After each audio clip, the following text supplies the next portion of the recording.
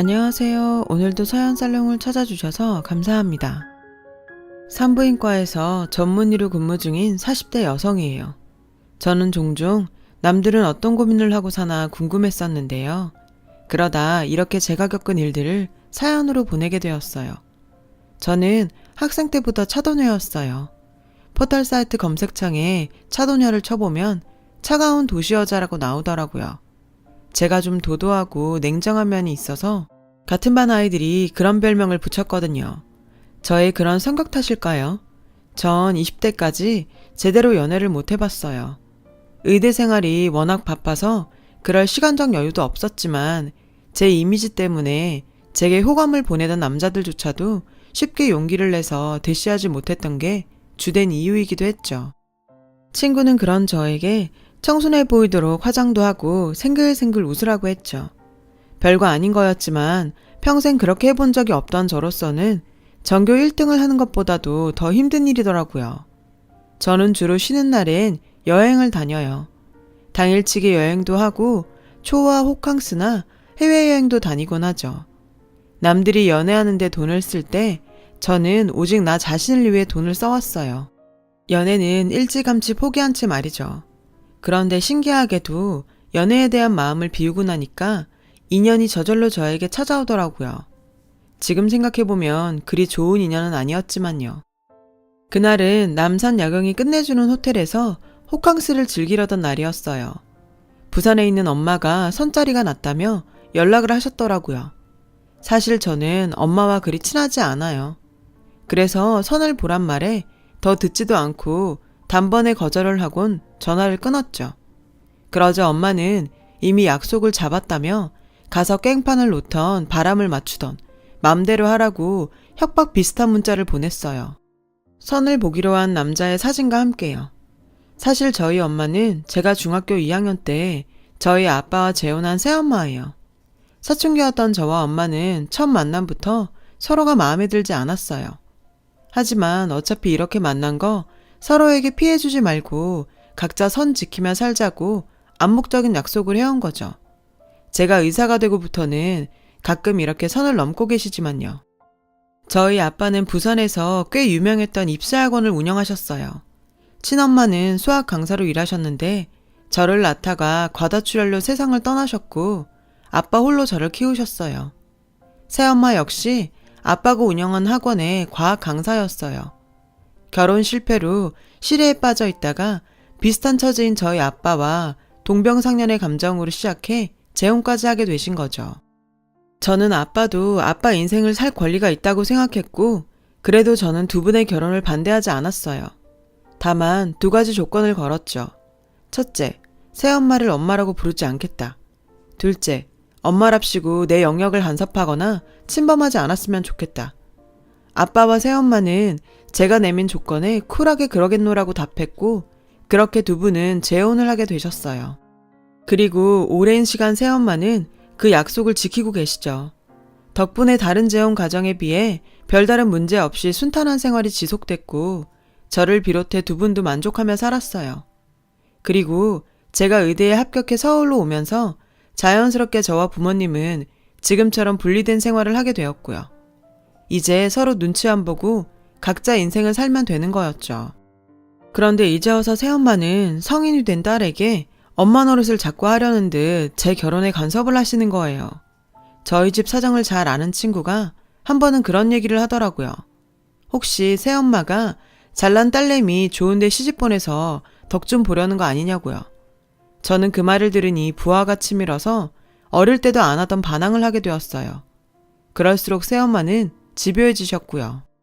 근데 하필 새엄마가 문자로 찍어둔 약속 장소가 제가 묵고 있는 호텔 라운지지 뭐예요. 이참에 가서 보란듯이 깽판을 칠까 아니면 남자 후배를 불러서 쇼를 할까 이런저런 생각을 하다가 선보러 나온 남자가 어떤 사람인지 염탐을 하기로 했어요. 약속 시간보다 일찍 라운지를 가서 주변을 살폈죠. 그때 한 남자가 눈에 확 들어왔어요. 새엄마가 보내준 사진 속 남자였죠. 남자는 혼자 커피를 시켜놓고 앉아선 긴장한 듯 초조해하더라고요. 근데 그때 웬 아이가 뛰어다니다가 남자한테 커피를 쏟고 말았어요. 나온 지 얼마 안 된 뜨거운 커피가 남자의 바지 위로 쏟아졌고 남자는 자리에서 벌떡 일어났죠. 그 모습에 놀란 아이는 겁이 났는지 울음을 터뜨렸어요. 그러자 남자는 아이를 달래며 괜찮다고 머리를 쓰다듬어 주더라고요. 덕분에 아이는 울음을 그쳤고 제 부모가 있는 자리로 돌아갔죠. 그 모습에 왠지 마음이 흔들렸어요. 괜찮은 사람 같다는 생각이 들더라고요. 새엄마가 소개해준 사람이라서 내가 색안경을 쓰고 봤던 게 아닐까 하고 반성도 하게 됐고요. 그 길로 객실로 가서 옷을 갈아입었어요. 그리고는 마치 처음 라운지에 도착한 것처럼 남자가 있는 테이블로 갔어요. 늦어서 미안하다고 하고는 자리에 앉았죠. 남자는 제가 민망해할까봐 자기도 방금 왔다고 말해주더군요. 저는 능청스럽게 다 쏟아진 남자의 커피를 가리켰어요. 제가 서는 처음이라 긴장이 돼서 원샷으로 마셔버렸어요. 그 모습에 저는 마음을 열어버렸어요.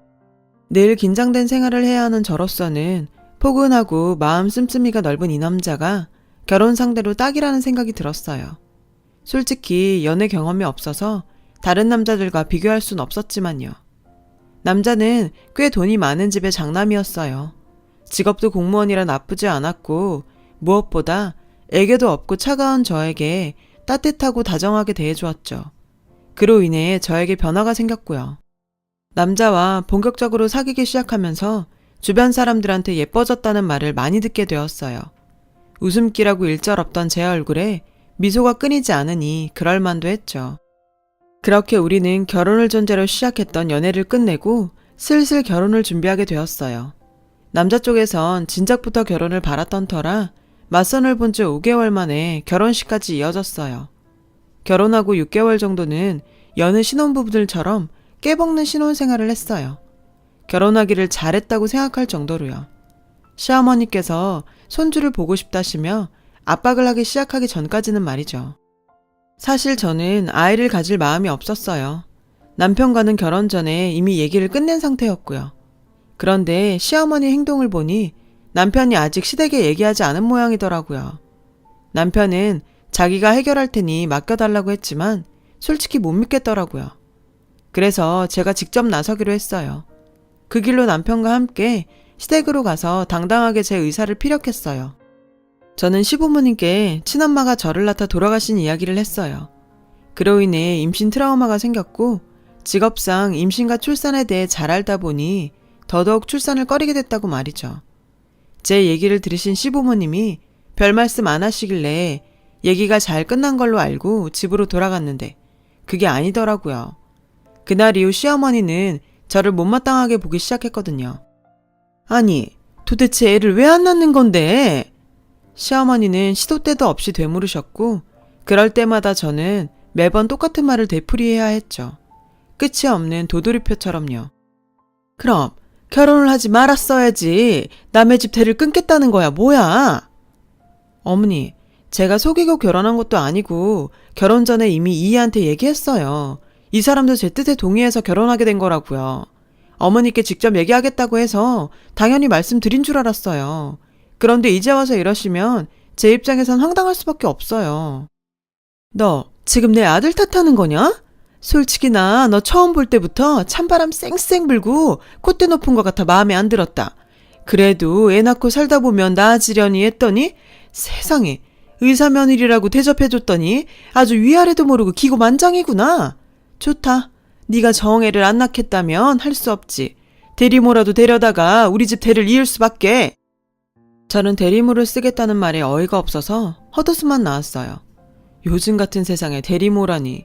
그 발상이 너무 놀랍고 역겹더라고요. 그래서 시어머니께 한마디 했어요. 어머니, 그거 불법인 건 알고 하시는 말씀이죠? 뭐? 너 지금 시애미를 가르치려드니? 그래, 불법인 거 알고 말했다. 왜? 경찰에 신고라도 하게?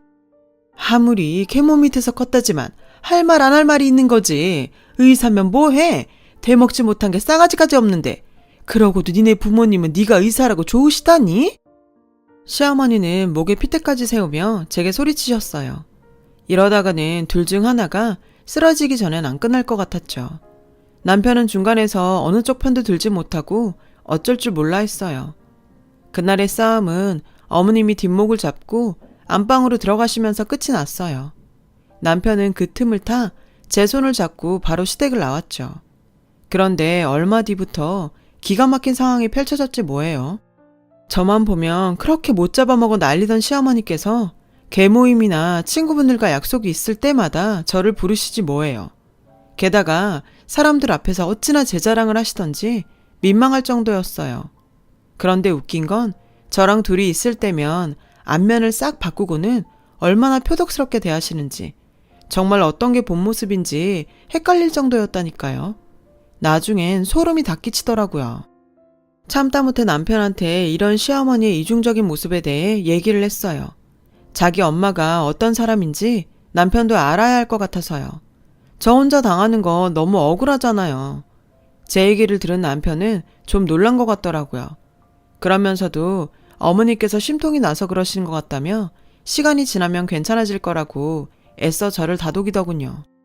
하지만 남편의 말과 다르게 시어머니의 태도는 시간이 지나면 지날수록 점점 심해졌고, 누가 손주를 봤다는 소리라도 들으면 그 주 내내 저를 괴롭히셨어요. 급기야 저에게 이런 말씀까지 하셨죠. 혹시 너 몸에 문제 있는 거 아니니? 그래서 애 안 갖는다고 선수친 거 아니냐고. 그래서 저는 건강검진 확인서라도 떼서 보여드려야겠냐고 했더니, 네가 의사인데 그거 조작 못하겠니? 내가 널 어떻게 믿어?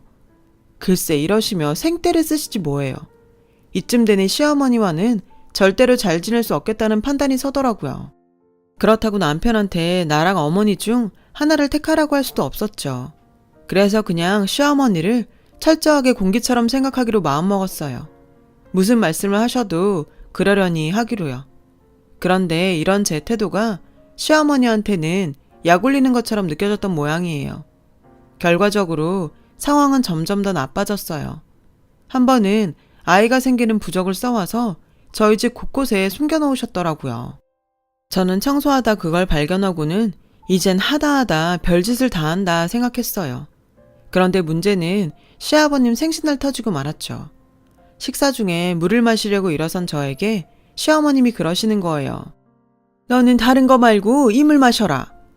그러시면서 컵을 건네셨는데 아무리 봐도 물 색깔이 이상해서 찜찜했어요. 그래서 그냥 생수 마시겠다고 물잔을 내려놓았더니 버럭하시더라고요. 너는 무슨 애가 한 번에 고분고분하게 말을 듣는 적이 없니? 그리곤 제게 억지로 물을 먹이셨어요. 아버님 생신이라 꾹 참고 있었는데 더는 못 참겠더라고요. 전 제 입에 억지로 물을 먹이는 시어머니 손에서 물잔을 빼서 벽에 던져버렸어요. 쨍그랑 소리를 내며 물컵이 산산조각이 났고 시댁 식구들은 놀라서 입이 떡 벌어지고 말았죠. 지금 뭐하는 짓이야? 보다 못한 시아버님은 그날 처음으로 제게 불같이 화를 내셨어요. 하지만 저도 그냥 넘어갈 수만은 없어 시아버님께도 굽히지 않았어요. 아버님, 소란 피워서 정말 죄송해요. 하지만 제가 이렇게 비인간적으로 하시는 건 저도 참을 수가 없어요. 어머니, 그 물에 뭐 타셨어요? 뭐를 타셨길래 억지로 먹이시려는 거예요? 시어머니를 원망의 눈으로 쏘아보며 말했어요. 시어머니는 제 시선을 피했어요. 그러자 시아버님은 시어머니께 불같이 화를 내셨어요. 당신이 말해봐. 물에 뭘 타긴 한 거야? 시어머니는 선뜻 말을 못했어요. 그러자 옆에 있던 시누이가 말하더라고요. 새언니가 기가 세서 집안이 조용할 날이 없으니까 엄마가 뭐라도 하고 싶은 마음에 실수한 거 아니겠어요?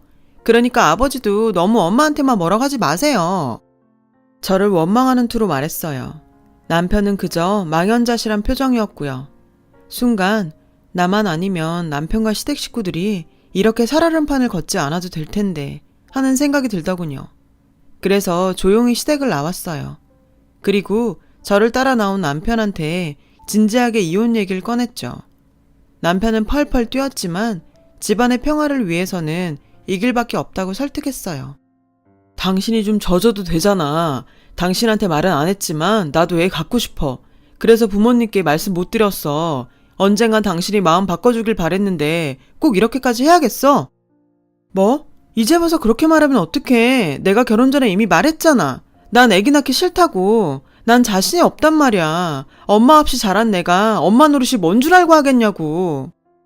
남편한테 뒤통수를 맞은 기분이었어요. 그래서 그동안 쌓였던 화를 남편한테 쏟아냈죠. 그러자 남편이 그러더군요. 애는 내가 다 키울게. 내가 평생 자기 종처럼 살 테니까 제발 마음 좀 바꿔줘. 난 당신이 의사라서 좋아한 적도 없고 그냥 있는 그대로의 당신이 좋아. 당신이랑 평범하게 애 낳고 잘 살고 싶어. 바라는 건 그거밖에 없다고. 그러니까 제발 당신이 마음 좀 바꿔주라. 그럼 우리 엄마도 앞으로는 이상한 짓 안 할 거고 우리 모두 잘 살 수 있어. 남편은 그렇게 온 동네가 떠나가도록 소리쳤고 결국 주저앉아 울었어요. 그 모습을 보니 제 마음도 편치 않았어요. 하지만 저는 그런 남편의 마음을 받아줄 수 없었죠.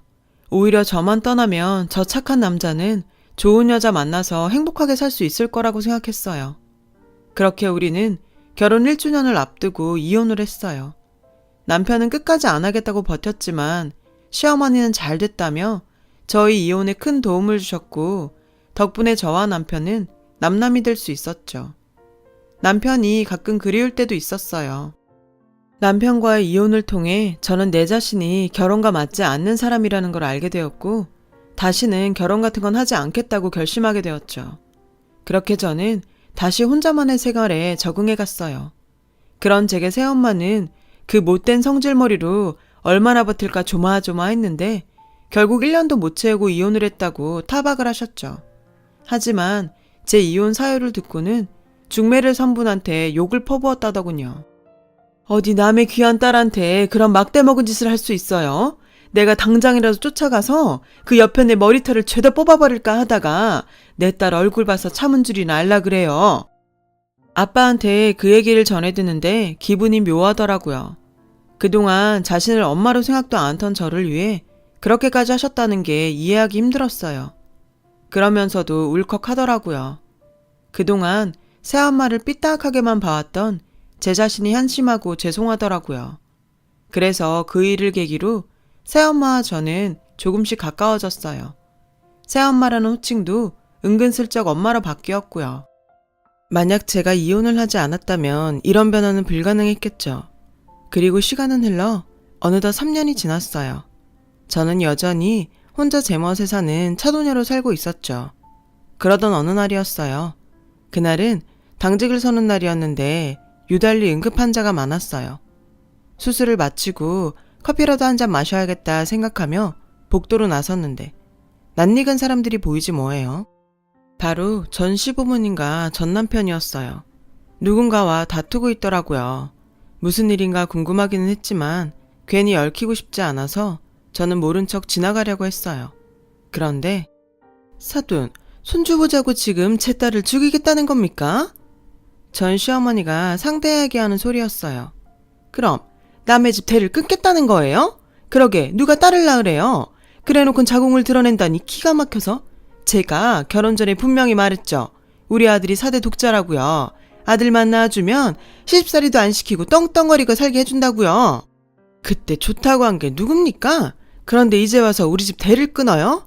안 됩니다. 절대 동의서에 사인 못해요. 그러자 전 시어머니는 무릎까지 꿇고는 상대 여성에게 싹싹 빌더라고요. 저는 간호사에게 무슨 일인지 물었고 그제야 사건의 전말을 알 수 있었죠. 전 시누이가 딸아이를 낳다가 그만 과다출혈로 인해서 자궁을 드러내야 하는 상황이 됐더라고요. 수술을 앞두고 동의서에 보호자 사인을 받아야 하는데 시누이 시어머니가 반대를 하고 나선 거였죠. 손주를 봐야 하는데 자궁을 드러내면 어떡하냐며 길길이 날뛰면서요. 딸아이 목숨이 달린 상황에 손주 볼 생각만 하는 사돈 앞에서 전 시어머니는 동의서에 사인 좀 해달라고 애걸복걸을 하고 있었고요. 아무리 끝난 사야라지만 저도 모르게 화가 치밀더라고요. 이보세요 아줌마. 지금 이러는 사이에 환자가 죽을 수도 있어요. 생기지도 않은 손주 얻겠다고 며느리를 죽일 셈이냐고요. 그러다 며느님이 죽으면 그깟 자궁이 무슨 소용이에요. 그리고 거기 남편분, 당신은 도대체 뭐하는 사람입니까? 아내가 죽어가는데 먼 산 바라보듯 하고 있을 거예요? 이럴 거면 당장 이혼하고 새장가 가요. 이대로 마누라 죽이고 새장가 가나. 자궁 없는 마누라랑 이혼하고 새장가 가나. 당신한텐 똑같은 거잖아. 자기 아내도 못 지키는 주제에 무슨 대를 잇는다고 이 난리야. 당신 살인 방조로 고소하기 전에 당장 사인해. 전 흥분해서 동의서를 신우이 남편한테 들이밀었어요. 그러자 겁에 질려 사인을 하더군요. 인턴은 동의서를 받아들고 수술실로 달려갔고 그 모습에 화가 난 신우이의 시모가 제게 삿대질을 했어요. 의사면 다야? 어디 환자 보호자한테 협박질이야. 뭐? 살인방조? 당신 정말 우리랑 해보자는 거야 뭐야? 제가 한마디 하려는 그 순간 누군가 제 앞으로 나섰어요. 전 시어머니였죠. 당신이야말로 우리랑 해보자는 거야? 사경을 헤매는 며느리 앞에서 대의을 걱정부터 하는 게 인간이 할 짓이야? 그래놓고 어디 감히 남의 며느리한테 삿대질이야. 며느리? 이봐요 사돈. 이 의사가 왜 그쪽 며느리예요? 이젠 아주 정신까지 나갔나? 순간 전 시어머니는 풀이 죽은 얼굴로 제 눈치를 슬쩍 살피더라고요. 그 모습에 나도 모르게 가슴속에서 뜨거운 무언가가 올라오는 것 같았어요. 그래서 저도 모르게 질러버렸죠. 맞아요. 저희 집 며느리예요. 수술실에 들어가 있는 사람은 제 시누이고요. 근데 그게 뭐가 중요하죠? 저는 지금 당신들 앞에 의사로 서 있는 거예요. 환자의 목숨을 구할 의무가 있고 이를 방해하는 사람한테는 무슨 짓이든 할 겁니다.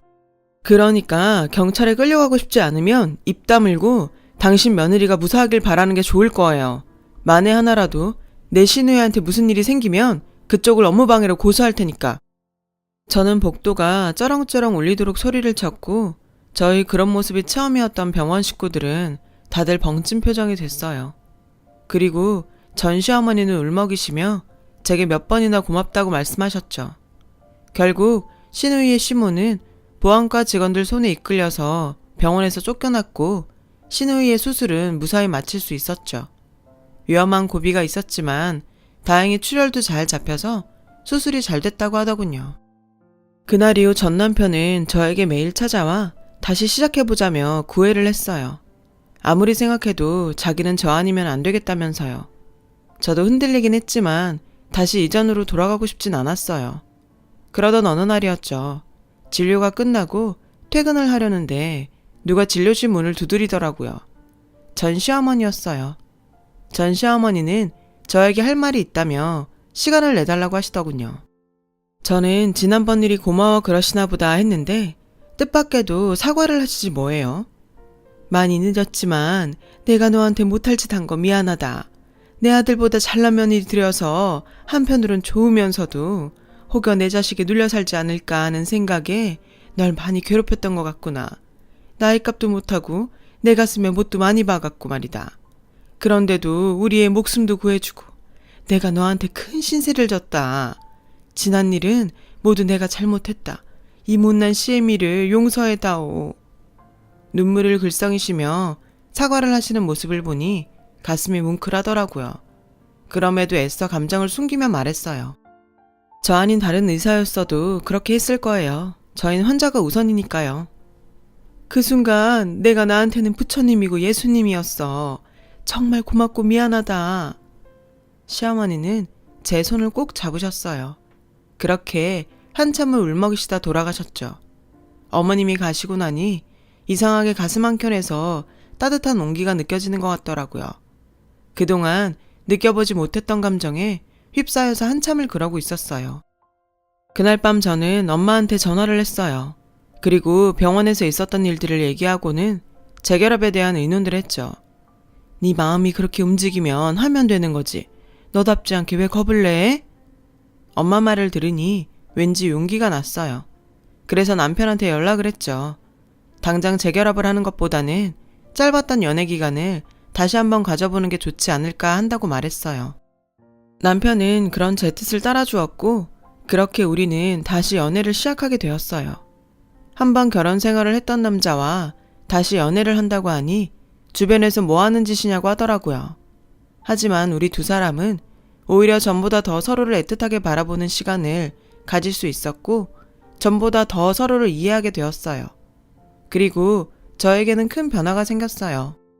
사실 시누이 수술 문제로 시끄럽던 그날 저는 시댁에 옛 정이나마 시누이 편을 들었던 게 아니에요. 또 한 가지는 저희 친엄마가 저를 낳다가 과다출혈로 손도 제대로 못 써보고 세상을 떠나셨거든요. 그래서 시누이와 저희 엄마랑 오버랩이 됐던 거죠. 다행히도 그 일로 시어머니는 제게 마음을 열게 되셨고 전 그동안 가지고 있던 출산 트라우마를 이겨낼 수 있게 되었어요. 여전히 남편과 저는 연애를 하고 있어요. 물론 시댁에선 빨리 재결합을 하길 바라는 눈치지만 또다시 실패하고 싶지 않아서 신중하고 싶어요. 아직은 저의 뾰족한 성격이 걱정이 되거든요. 그래서 이제는 가시를 다듬는 시간을 가지려고 해요. 누구를 먼저 탓하기보다 제가 먼저 변해야 지난 실패를 반복하지 않을 수 있을 것 같아서요. 제 긴 이야기를 들어주셔서 감사드려요. 여러분 모두 건강하고 행복하시길 바랍니다. 여러분, 사연 댓글에 응원과 현명한 조언 부탁드려요. 좋아요와 구독은 저에게 큰 힘이 됩니다. 오늘도 좋은 일 가득하세요.